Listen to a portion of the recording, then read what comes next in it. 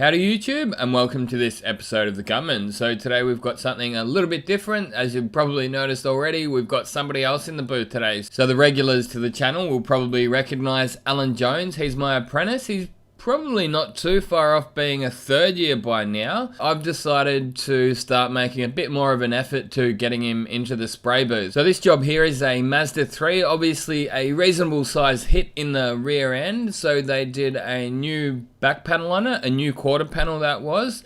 I was actually never planning on doing a video on this. It would have actually been a cool one to do a bit more of an in-depth video on, because it was lots of new panels welded onto the car. I could have actually included a lot of seam sealing, priming, how I paint boot floors and all that kind of stuff, but it was literally a last second thought when I was in the booth standing there watching him. I thought, hey, why aren't I making a video on this? Why not get Alan back into another video on the channel again? So yeah, it was literally just a last second thought to do that. But I obviously painted all the boot floor first. I helped with probably 90% of the prep on this job actually.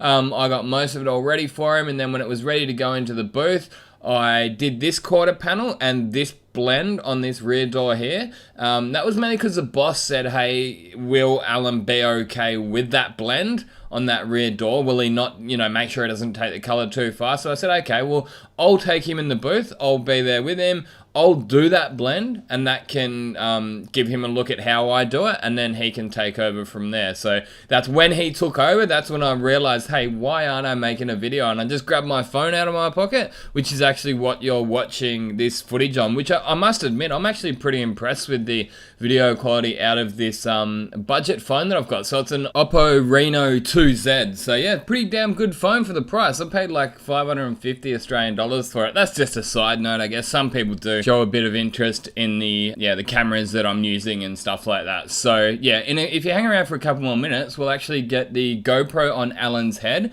which is what I usually use. And then we'll have a bit of both of those bits of footage on screen at the same time. So I'll have like a little window top of the screen where you can see what Alan's doing in the GoPro footage, which is what you will actually be familiar with. Like most of the time when I do a video, I will have that GoPro on my head. But all of that aside, let's get back into the technical info on the spray painting. So the paint system that we are using is Stando Blue, which is a waterborne system. It's actually identical to Speedsecker High-Tech and Chromax Pro. So if there's other painters out there using those systems, they'll be very familiar with this paint system. It's actually exactly the same stuff with a different label on it. So yeah, it does look a bit weird, like to see somebody spraying base coat from so far away, but if you don't spray it this way, it's just not going to lay down properly, trust me. So with your first coat, you hold the gun in nice and close, just get like a 60-70% coat on. You sort of want it mainly covered on your first coat, and then your second coat, pull it right back and slow right down, do a really tight overlap, and just watch it lay down. There is a certain look, like when you first come from solvent to spraying this, it just feels all weird and so foreign, but once you've got the hang of it, there is a certain look that you're looking for. And basically the worst thing that can happen with this paint system is it will be drying as you're applying. So you see that that driver's side quarter panel, yeah, the Americans will be like, huh, driver's side?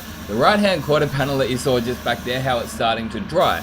Now, if you were to go and put another coat on that, it just would not go on nice. You'd probably get away with it on this kind of a color, or any darker colors than this also. But on a silver or a light metallic, if it starts drying before you get that drop coat down, you're in for basically a nightmare, and it's gonna go all mottly. You'll get it out into the sun and it's just gonna be all patchy.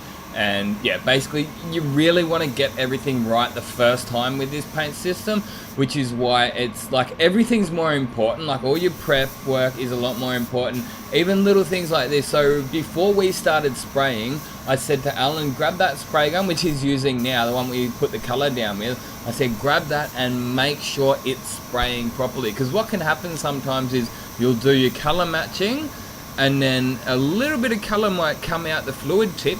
Let's just say you pulled that that trigger on the gun, a little bit of colors came out, without the air following it to blast it out, and then it can like clog up the passage, and then your gun won't actually be spraying properly, which isn't the end of the world. It's only really going to take a minute or two to give it a quick brush out with some thinners. But if you've already got your base coat blended down, and then you've got to take everything off, you've got to go outside, you've got to leave the booth, clean it out for a minute, by the time you get back, that base coat blend is going to be dry, and you're just going to make a mess out of the job. So it's little things like that that do make a big difference. Like, this is a brilliant system. You can get some really nice clean jobs out of it, but you've just got to follow some some common sense things, I guess. And that's what I ended up saying to Alan at the end of this. I took him in here. Look, I said, with that rear door, the biggest criticism I've got of him on this job, and I'm sure he's learned from it, is the rear door blend that he did. So you'll notice the one on this side, the rear door, there is no color on the front edge of the rear door. So the adjacent panel is not going to have any color up to the edge. Whereas if you look at his door, which he blended the passenger side door, or the left-hand side door, and his color went a little bit too far up. Now, his excuse was that there was a few stone chips there. Now, in that case, you're probably best off just doing a touch-up, and rather than putting color the whole way out the door, because I mean, the door's obviously still off the car now. Let's just hope that when I get in there on Monday that the color's not too far out. So yeah, we'll see how we go. But at the end of the day, he's learning. That's what he's here to do. And that's what I said to him. That was what I was about to say, is that the next step for him is, I don't need to be in there every job for him. He's just got to get in there. He's got to mess stuff up. He's got to stuff things up. He's got to mess it up, and he's got to learn how to do it himself. You know, it's just simply trial and error and getting in there and doing it himself. Yeah, honestly, if it wasn't for making this video, I wouldn't have been in there watching him. He doesn't need me to hold his hand when he's in there spraying a coat of clear down on a few panels, obviously. But in saying that, it was actually cool to be in there and just watch his technique and see. I think he's actually got a lot more confident. That's probably the best word that I would use, and let us know what you think. But that was the main thing I noticed from, look, I don't actually usually go in and watch him spray these days. I haven't watched him paint for a couple of years, to be honest, pretty much since he was probably the last time I did a video on him, which is a couple of years ago.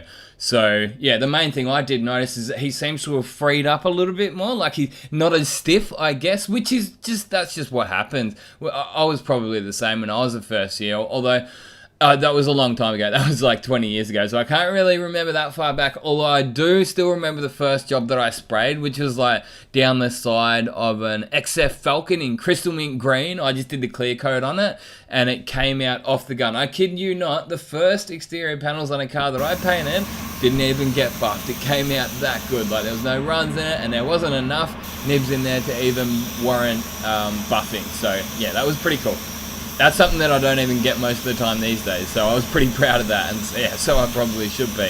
And yeah, since then I've done lots of runs, don't get me wrong. It's not like I'm some kind of a perfect painter that never makes mistakes. Just so happens that that first job was probably one of the better ones I've ever done. So when I was mixing the color up for this, I mixed up 1.2 liters. So obviously I needed a little bit just to splash on the inside of the boot floor there.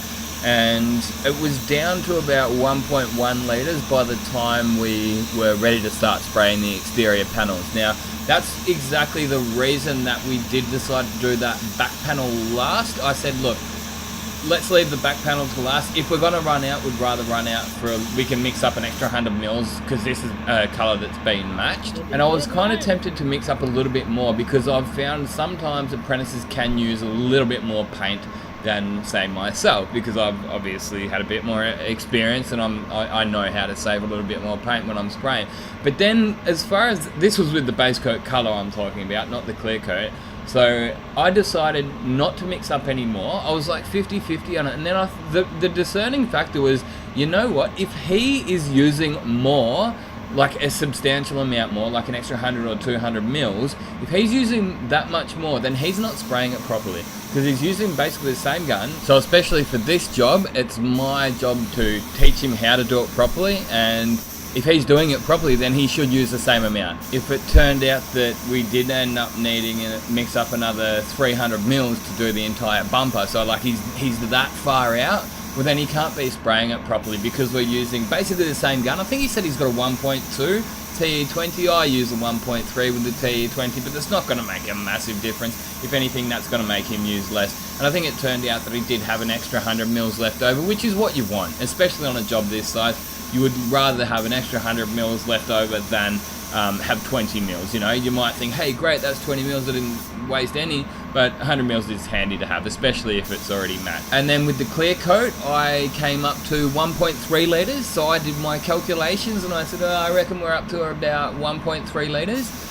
And he agreed. He went out, mixed up the 1.3, and as you're about to see, he just ran out on that tailgate. So the tailgate was the last panel that he sprayed, and he must have needed like less than 100 mils. He got a couple of passes over the tailgate on his last coat, and I ended up ducking out and mixing up an extra 100 mils for him. So he was pretty close. So as I say, you know, look, that's probably the amount that I would have been able to save, because I noticed when he was clearing that he holds the gun back a little bit further than me. Now, it's probably not the worst thing, because it's probably a little bit easier to see it going on, and you can go a touch slower when you're holding that gun back, because if you hold it that bit closer, you've really got to keep moving, or else it's going to start moving on you, like the paint will start running. There you go, he's run out of clear. So yeah, as I said, I just went out, mixed up him a little bit more clear, and finished the job off, and that's pretty much where we're sitting now. So look, I reckon he did really well. The clear coat finish looks perfect to a Mazda finish. Yeah, as I mentioned before, my only criticism was the blend that he did on that rear door. He definitely took the color too far. Fingers crossed it's not going to be too bad when we get in there on Monday, as I mentioned before. But look, that's just one of those things that you live and you learn, and he's obviously learned his lesson from that.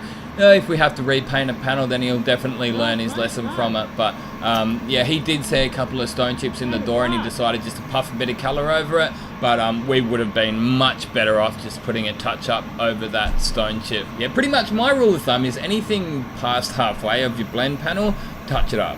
But it's all good. Job came up killer, nice and clean, nice glassy finish to it.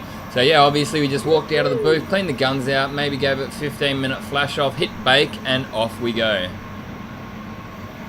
I'd like to say a big thanks to everyone for watching, and if you'd like to support the channel further, you're more than welcome to go over and check out some of the merchandise we've got. My personal favourite is those spray suits, so they're a good quality Colad branded spray suit with the Gunman logo on it. There's also hats, drink coolers, hoodies, and t-shirts, so be sure to go over and check out the link in the description if you are interested. All that aside, I'd just like to say a big thanks for watching, and that is enough to support the channel. But as I say, if you'd like to go the next step, then be sure to check out some of that merchandise. Thanks for watching, and until next time, get out there and paint some shit. Gunman out.